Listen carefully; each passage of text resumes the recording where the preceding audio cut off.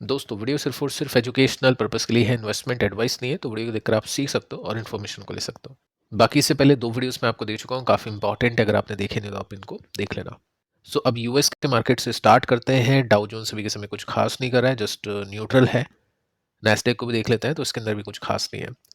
FI की activity को देखते हैं तो आज के दिन 2000 करोड़ के आसपास की सेलिंग की है। पिछले कुछ दिनों से कंटिन्यूसली बिकवाली मोड में है एफआई। उसके पीछे के रीजन को हम काफ़ी बार डिस्कस कर चुके हैं स्टार्टिंग वाले वीडियो के अंदर।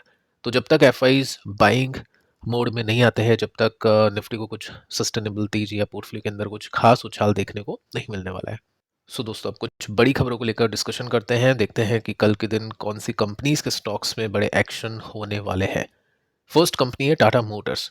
शाम को 8-9 बजे के आसपास की न्यूज़ है और इसमें आप देख सकते हैं कि कंपनी ने बंद कर दिया है ऑपरेशन, जो फैसिलिटी इसकी है मुंद्रा के अंदर, वो टेम्पररी बेसिस के ऊपर। और इसको रिस्टार्ट कंपनी करेगी दिसंबर 31 को। तो तब तक के लिए कंपनी का जो ये प्लांट है वो कंपनी को पैसे कमा के नहीं देगा, आसान भाषा में समझे तो नेगेटिवली रिएक्शन यहाँ पे देखने को मिल सकता है। बाकी कंपनी के स्टॉक का लॉन्ग टर्म चार्ट आपको बताइए, यहाँ पे काफ़ी इन्वेस्टर्स का पैसा बना, उसके बाद में गिरावट हमने देखी, एक रिवर्सल दिखा, उसके बाद में वापस से अच्छे पैसे बने।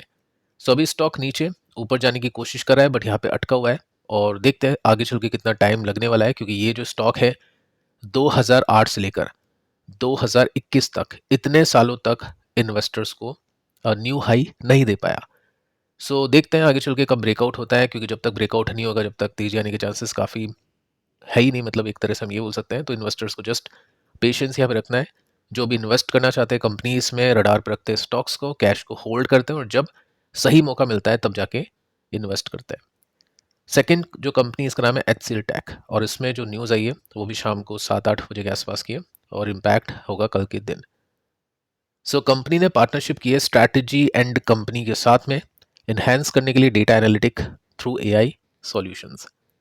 देखते हैं कि कल कैसे इम्पैक्ट होगा। बाकी स्टॉक ने एक स्विंग तो दे दिया है, आप ये देख सकते हैं, कंप्लीट होने वाला है कुछ ही टाइम में।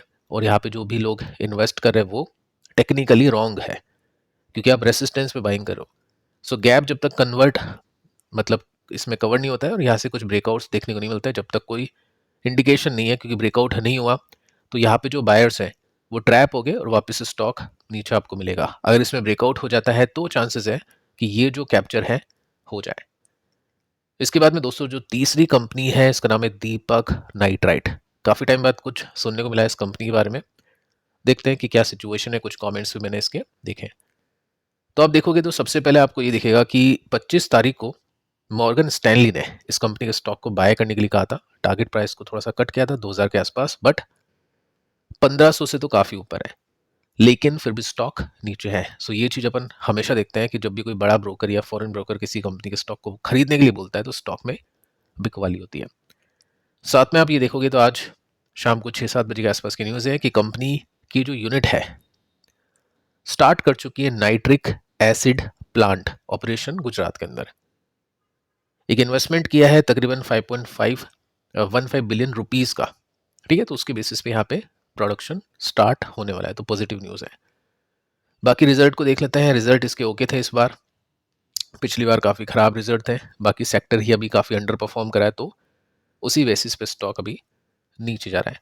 साथ में टैरिफ, ट्रंप, जब तक ये दो चीज़ें मार्केट के अंदर होगी, जब तक एक्सपोर्ट वाली जो कंपनीज है उनमें तो काफ़ी दिक्कतें झेलनी पड़ेगी। टेक्निकली स्टॉक अभी काफ़ी वीक हो चुका है, सपोर्ट काम आया नहीं इन्वेस्टर्स का।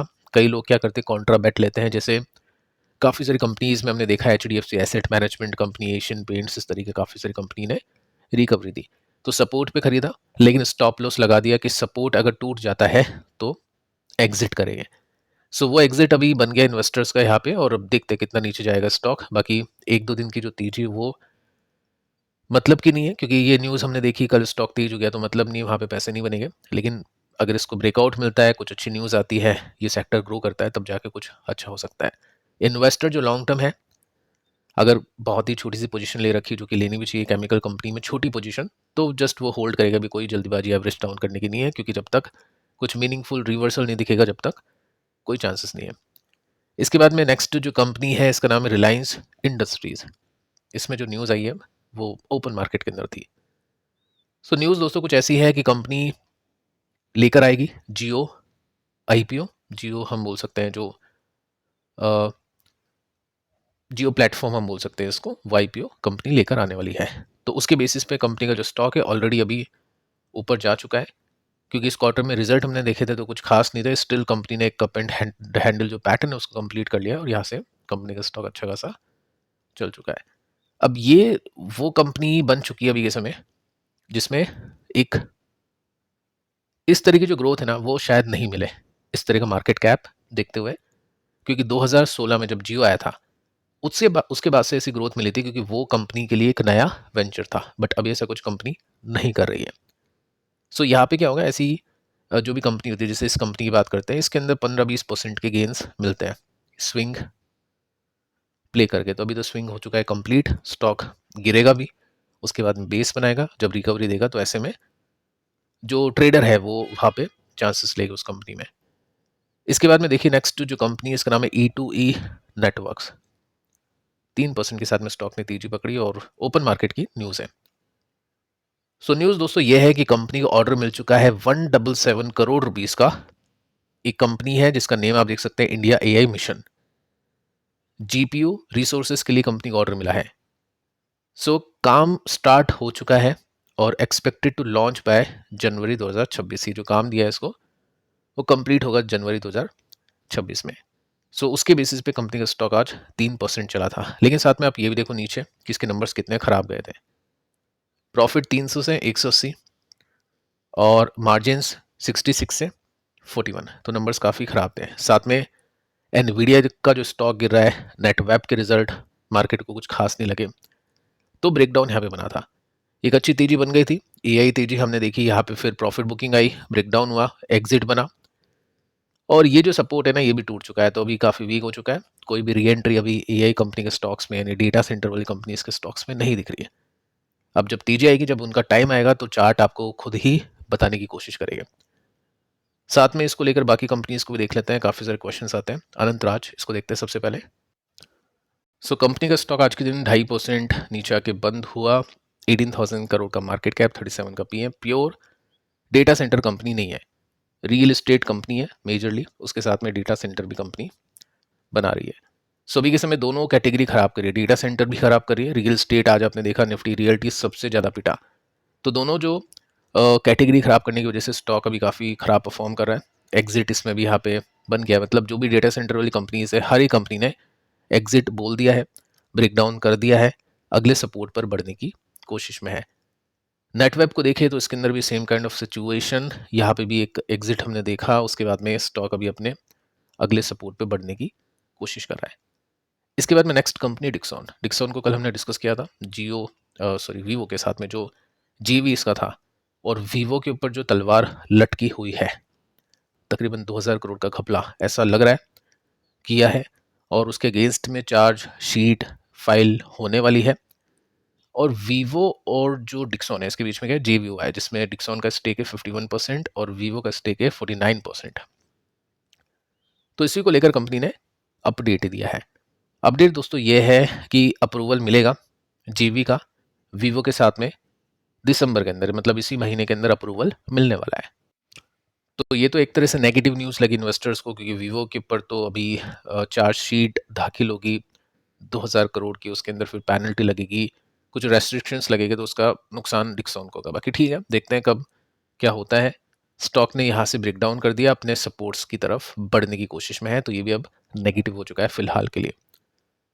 अगली जो कंपनी है कैम्स है, 3% की तेजी के साथ में स्टॉक ने क्लोज किया आज के दिन, और कल के दिन स्टॉक आपको हो सकता है नहीं, एक्चुअली आपको 80% क्रैश होता हुआ दिखाई देगा। जी नहीं, 2% के साथ में ईपीएस में से इस वजह से नहीं, स्प्लिट एग्जीक्यूट होगा कल के दिन, और कंपनी का जो स्टॉक है 10 रुपये की फेस वैल्यू का है वो 2 रुपये में हो जाएगा। यानी एक शेयर आपके पास में है तो उसकी जगह आपके पास में टोटल 5 शेयर्स हो जाएंगे। वो बाकी के जो 4 शेयर है वो आपको मिलेंगे 1 महीने के अंदर अंदर, लेकिन जो एक शेयर आपका है वो आपको अपने डीमेट अकाउंट में दिखेगा, और उसकी जो प्राइस है वो एडजस्ट हो जाएगी 80% क्रैश हो गए। तो डरना नहीं है कि एकदम से क्या हो गया।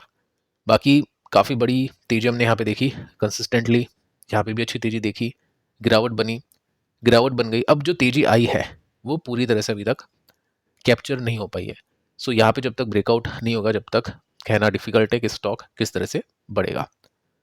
साथ में देखिए दोस्तों, कल के दिन जो डिफेंस कंपनीज हैं उनके स्टॉक्स भी काफ़ी एक्शन में रहने वाले हैं। पुतिन विजिट कर चुके हैं इंडिया में और बातचीत चल रही है, धीरे धीरे अपडेट्स आना शुरू हो चुकी है, तो कल भी अपडेट्स आएगी, उसके हिसाब से डिफेंस कंपनी के स्टॉक्स में एक्शन देखने को मिलेगा, हो सकता है पॉजिटिव एक्शन देख पाए। सो पहले एक न्यूज़ आती है एक डील की जो कि $2 बिलियन की है, सबमरीन डील की, पुतिन विजिट कर चुके हैं रिपोर्ट के हवाले से। उसके बाद में सरकार ने बोल दिया कि ऐसा कुछ नहीं है, सब जो बातें वो झूठी है। तो इस तरह की काफ़ी अप्स एंड डाउन्स वाली अपडेट्स कल आपको देखने को मिलने वाली है, और उसको कैप्चर करने के लिए, उसके प्रॉफिट निकालने के लिए, ट्रेड करने के लिए लोग ETF को चुनेंगे जो कि Motilal Oswal Nifty India defence का है। सो कल के दिन यहाँ पे एक्शन देखने को हो सकता है मिले। बाकी प्राइस एक्शन के हिसाब से भी अभी डिस्काउंट के अंदर जो भी डिफेंस कंपनीज को लेकर पॉजिटिव है, वो इस ETF के अंदर भी काफ़ी पॉजिटिव हो सकता है। सो फिलहाल दोस्तों इस वीडियो में इतना ही, पिछले दोनों वीडियोस को आप देख लेना, मिलते हैं कल, तब तक के लिए शुभ रात्रि।